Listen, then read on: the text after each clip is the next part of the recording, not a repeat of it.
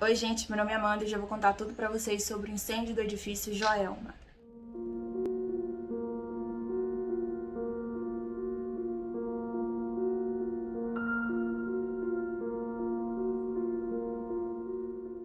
O prédio começou a ser construído em 1969 por uma construtora chamada Joelma S.A. E no meio dessa construção, um diretor da empresa, chamado Jorge Kassab, chegou a dizer que aquele edifício tinha um dos mais modernos sistemas contra incêndio da atualidade. Bom, a disposição dos andares era a seguinte: o térreo e o subsolo era direcionado para guardar documentos e registros, papel no geral. Entre o primeiro e o 10º andar era só estacionamento, e do 11º ao 25º eram salas de escritório, que eram divididas em duas torres. A construção do Joelma foi concluída em 1992 e o edifício logo foi alugado para o Banco Crefisul de Investimentos. E no começo de 74 a empresa ainda estava realizando a transferência dos seus departamentos para o Joelma. No dia 1º de fevereiro, na sexta-feira, é dito que estava chovendo, às 8h45 da manhã, um curto-circuito aconteceu no aparelho de ar-condicionado no 12º andar. Esse curto-circuito deu início a um incêndio que rapidamente se espalhou pelos outros pavimentos. E como todo o edifício, todos os lugares,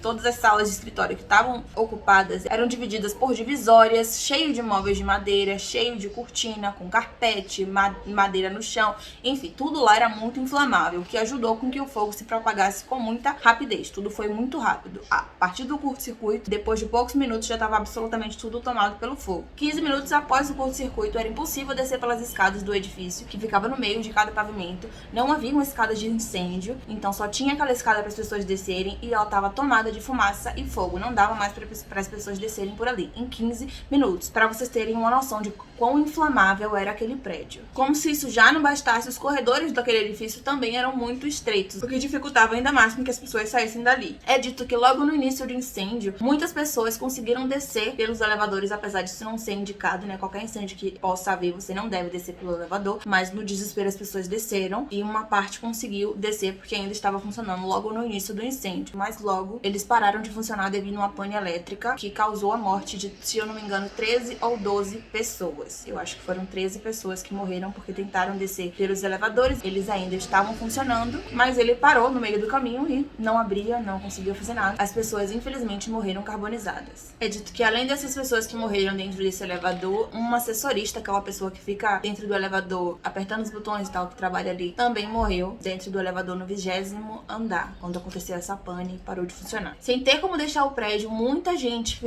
procurou abrigo nos parapeitos e nos banheiros do edifício. Muitas dessas pessoas que procuraram abrigo, principalmente no parapeito, infelizmente faleceram porque caíram desses parapeitos, perderam a consciência e caíram devido ao calor ou se desequilibraram e caíram, enfim. Muitos dos sobreviventes foram até o 25º andar, que tinha acesso para o terraço, e eles foram em direção ao terraço, lembrando de um incêndio que ocorreu no edifício Andraus 2 anos antes, em que o helicóptero conseguiu pousar no terraço desse edifício e salvar as pessoas, que estavam por ali. Mas, infelizmente, no Joelma foi diferente porque os helicópteros no incêndio de Joelma não conseguiram pousar naquele terraço. É dito que na rua era um caos, completo caos. Os bombeiros tentavam agir, tentavam fazer o trabalho deles, mas devido à confusão estabelecida pela polícia, médico, enfermeiro, soldado do exército, escoteiro, PM, curiosos, grande quantidade de pessoas ali em volta do Joelma, que infelizmente dificultou a ação dos bombeiros. As vítimas, que estavam nos parapeitos, com os rostos escurecidos pela fuligem, balançavam as janelas freneticamente e gritavam, tentando chamar atenção para que alguém os tirassem dali. É dito que havia um rapaz de terno azul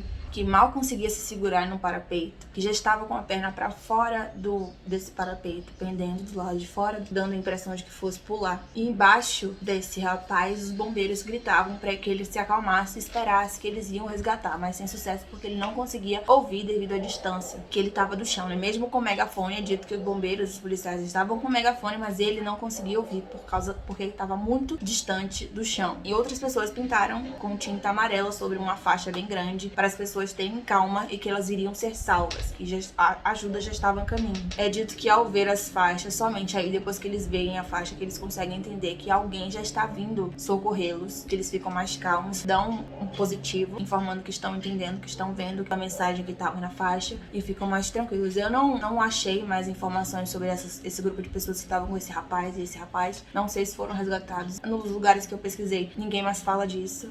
Depois daqui, ninguém mais fala dessas pessoas, mas eu acho que foram resgatadas.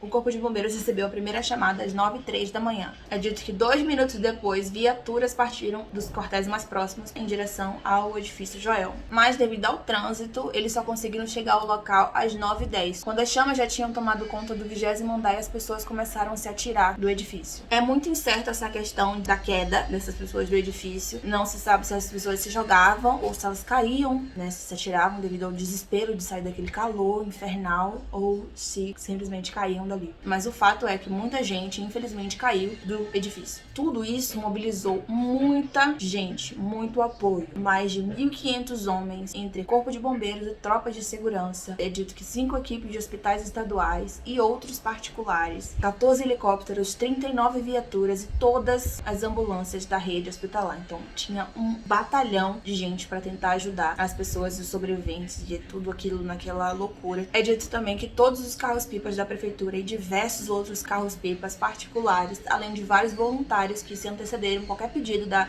prefeitura, de qualquer pessoa, para doarem sangue. Tinha muita gente se voluntariando para doar sangue lá também. Tentando garantir o acesso livre das ambulâncias e dos veículos que precisavam chegar ao Joelma, convocaram tropas de choque do Exército e da Polícia Militar, além da Companhia de Operações Especiais e do Departamento do Sistema Viário. É dito que nesse momento que estava essa loucura das pessoas tentando ajudar, haviam milhares de curiosos ao redor do Joelma, o que dificultou muito o trabalho de todo mundo. Um sargento do Corpo de Bombeiros conta que ao chegar no 12º andar, sua primeira providência foi apagar 3 corpos em chamas que estavam ali no 12º andar. Do lado de fora do edifício haviam vários bombeiros com aquelas escadas enormes, o nome da escada é Márgiros, tentando resgatar as pessoas que estavam no parapeito do edifício, mas infelizmente a escada não era comprida, né? Não era grande o suficiente para conseguir alcançar os andares mais altos. Eles alcançaram até um certo ponto do Joelma, até o 15º, 16º andar, mas os demais andares eles não conseguiam alcançar com essa escada. É dito que enquanto um dos bombeiros estava resgatando a menina que estava desmaiada, usando essa escada, né, essa escada Márgiros, uma pessoa se jogou ou caiu do 19º andar e se bateu no ar com uma outra pessoa que havia caído ou se jogado do 16º andar. Enquanto uma estava caindo, a outra estava caindo, elas se bateram e aí se bateram mais uma vez nesse bombeiro, nessa menina que estava sendo resgatada. E na queda, é dito que os 2 morreram, mas o que pulou do 19º andar se salvou com ferimentos graves. Então acredito que a menina e a pessoa que se jogou do 16º andar faleceram. Também não é dito mais nada sobre esse bombeiro nos sites sim, que eu pesquisei sobre esse assunto.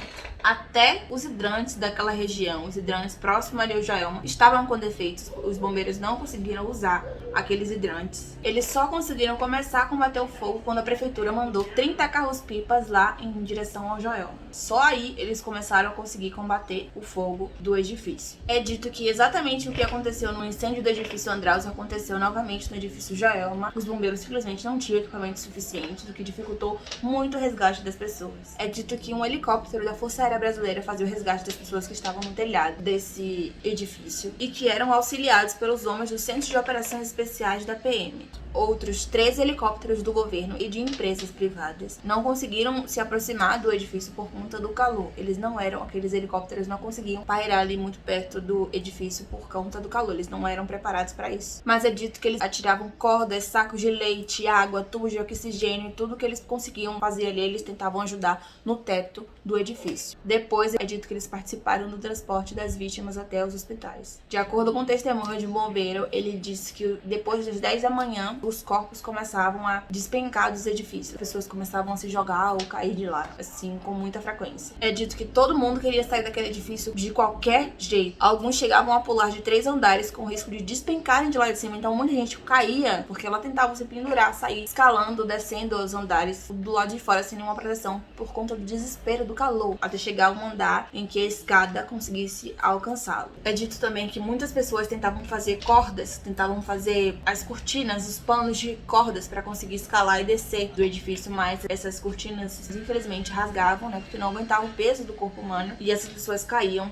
de lá. Depois de um certo tempo, os cadáveres se amontoavam na rua ali próximo do Joelma, em volta ao Joelma, cobertos por guarda-chuvas, com jornal, com cobertores, com o que achavam ali, eles cobriam as vítimas. As pessoas simplesmente caíam e ficavam ali amontoadas, várias e várias pessoas no chão da rua, em volta do edifício Joelma. É dito que depois de algum tempo, que o caminhão da polícia e algumas algumas ambulâncias começaram a recolher essas pessoas e levar para o IML. No 8º andar, os bombeiros encontraram pelo menos 11 pessoas agarradas, abraçadas, completamente carbonizadas. Tão carbonizadas que as pessoas praticamente foram fundidas uma na outra. O calor fez com que os corpos se fundissem em uma coisa só, mas é dito que haviam aproximadamente 11 pessoas ali. No 12º andar, 17 pessoas que o capitão Mazelli, comandante do Centro de Operações Especiais da PM, pretendia salvar, já estavam mortos quando ele chegou. Diante daquela situação trágica, o batalhão, o pessoal do Corpo de Bombeiros começou a se sentir mal e precisou ser retirado dali pelo helicóptero. Em outra tentativa de salvamento pelo pessoal da Força Aérea Brasileira, os bombeiros não conseguiam descer pelo telhado devido ao calor intenso. É dito que em volta do edifício as pessoas estavam tomadas de desespero e curiosidade e que romperam o cordão de isolamento que havia sido colocado ali pelos policiais. É dito que muitas vezes os militares precisavam usar a força para conter os curiosos. As pessoas estavam muito desesperadas e curiosas para saber o que estava acontecendo. Após 1h30 depois do início do incêndio, é dito que o primeiro bombeiro conseguiu, com a ajuda de um helicóptero do Paraçá, o único potente o suficiente para ficar ali pairando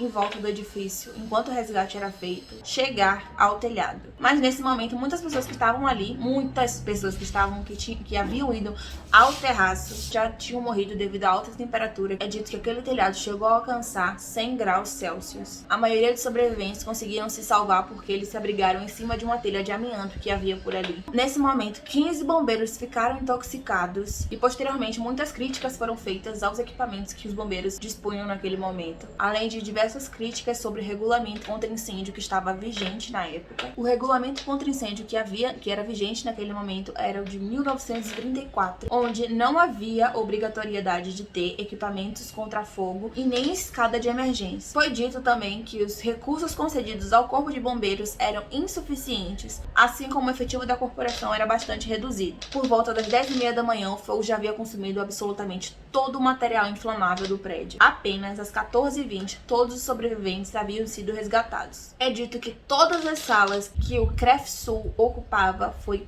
totalmente tomada pelo fogo, foi completamente destruída, mas os 7 primeiros andares de garagem não foram atingidos pelas chamas. Todos os 17 empregados do estacionamento conseguiram se salvar. Dos aproximadamente 756 ocupantes do edifício, 187 morreram naquele dia e mais de 300 ficaram feridos. A grande maioria das vítimas eram funcionários do Banco CREFSUL de Investimentos. Segundo o vice-presidente do CREFSUL, 1.016 funcionários trabalhavam no edifício. Às 18 horas do dia da tragédia, 125 dos 187 mortos já haviam sido tirados do edifício e levados para o Instituto Médico Legal, depois de serem identificados por amigos ou familiares. Restaram 62 corpos, dos quais 12 eram identificáveis e o restante estava completamente carbonizado. Em 30 horas, aproximadamente 8.000 pessoas foram até o local para identificar os mortos. É dito que o ambiente era de pura tristeza e que cerca de 5 pessoas chegaram a desmaiar lá durante o reconhecimento dos corpos. O IML comprou 200 caixões e 50 coroas de flores para ajudar as famílias a retirarem o corpo dali o mais rápido possível. O secretário de Serviços Municipais e engenheiro, Werner Zaluf, afirmou que cerca de 30 pessoas que morreram no incêndio permaneceram no edifício, porque os corpos simplesmente se desfizeram. Ele disse: acredito que o calor durante o incêndio tenha superado 900 graus e nessa temperatura o corpo fica completamente destruído, restando no máximo 1,5 kg de cinzas. Além de dizer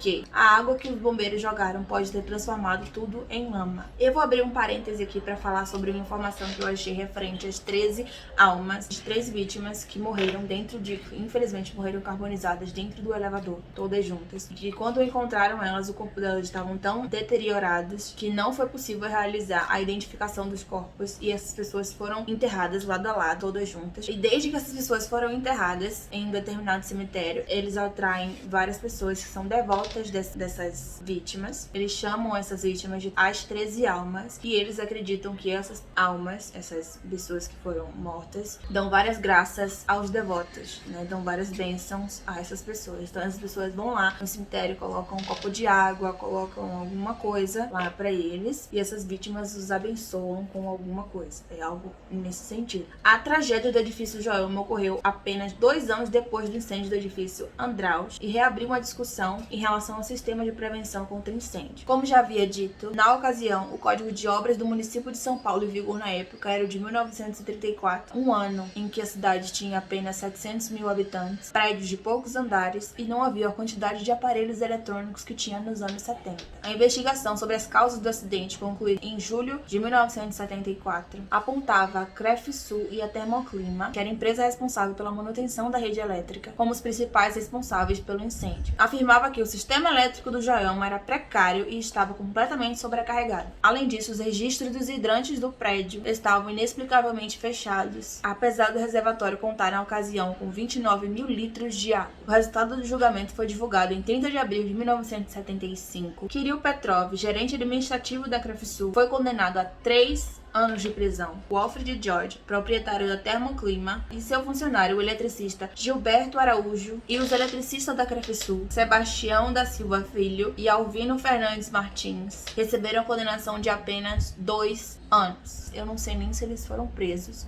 mas eu não acho que tenham ficado presos, porque com essa pena, muito provavelmente eles responderam em liberdade. Ou seja, essas pessoas morreram e essas outras pessoas viveram a vida como se nada tivesse acontecido. Não pagaram pelo que cometeram, pela responsabilidade que cometeram. Então, na minha opinião, ninguém foi punido por absolutamente nada. Ficou tudo por isso mesmo. Após o incêndio, o prédio ficou interditado por conta das obras durante 4 anos. E com o fim das reformas, o edifício foi rebatizado como Edifício Praça da Bandeira. Mas o vídeo foi esse. Espero que vocês tenham gostado do vídeo. Se você tiver algum caso em mente que você queira que eu fale, é só você colocar nos comentários que eu posso trazer aqui pro canal. Se você puder, eu peço que você clique no gostei, que você se inscreva, que isso me ajuda demais, demais, demais mesmo. Então eu peço que você faça isso. Se não for pedir demais, que você divulgue, que você, sei lá, compartilhe com alguém que você sabe que vai gostar desse tipo de conteúdo. Se não, tudo bem também, não tem nenhum problema, mas por favor, clica no gostei e se inscreva. Por favor, se você tiver alguma informação que eu esqueci de colocar aqui no caso, que eu não falei direito, se você quiser